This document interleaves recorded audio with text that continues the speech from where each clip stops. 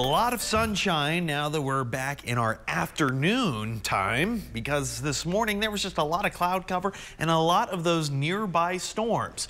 Now, nothing was severe warm. Typically, you got to wait for the heat of the afternoon to kick that into high gear. 92, a little bit of that higher humidity. Southerly winds keeping us on the warmer side. Here's what radar looks like. Most of the action going to be going up into the panhandle. Not so much for us. But I do have this new severe warning storm pushing its way toward Fort Stockton on the northern end of Interstate 10.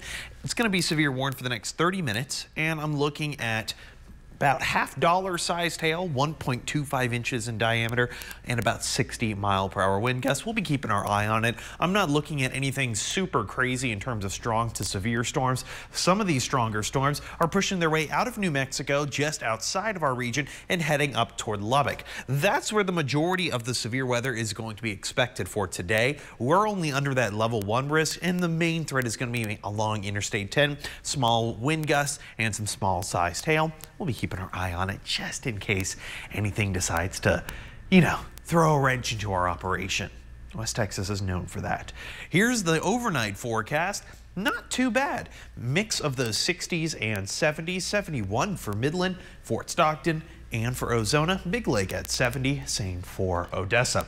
Heading out the door tomorrow, a little bit of that cloud cover, maybe a little bit of those leftover pop-up showers and thunderstorms lingering beyond sunset tonight. But that's going to be about it. Coming back home, warmer, clearer, and minimal rain chances. So let's break it all down.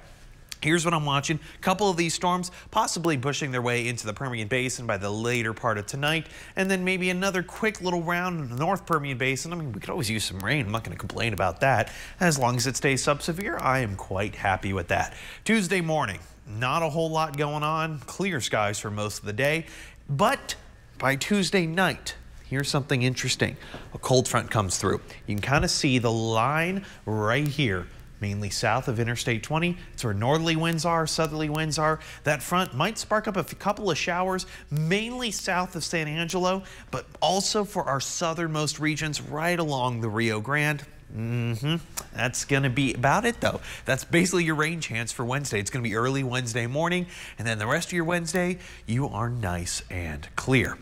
Here's that severe risk, just in case we see a little something. It's going to be that level 1 for our far, far eastern regions. All right, once we get past all of that, what are we looking at? Well, I did say it was a cold front. Temperatures will be dropping come Wednesday afternoon, but then they go right back up. And once we kind of get rid of those rain chances, I'm getting near triple digits heading for the weekend, but nothing to rain on your barbecue. Crystal? All right, thanks, Jordan. Well, from bullied kid to baking.